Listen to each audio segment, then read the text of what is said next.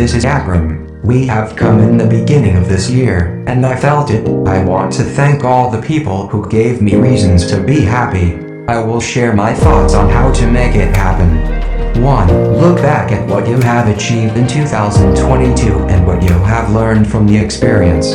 2. Write down your gratitude list and read it every day until you feel better about yourself and your life. 3. Make a plan for 2023. Set goals and write down your resolutions for this year so that you can work towards them every day of this new year. Myself, everyday busy schedule, and most of time I'm on photography, also cinematic video editing.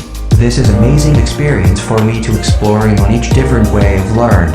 I totally agree with this 2 different advice. 1. Education is the key of darkness to light. 2. Polytechnic study is very beneficial for young students.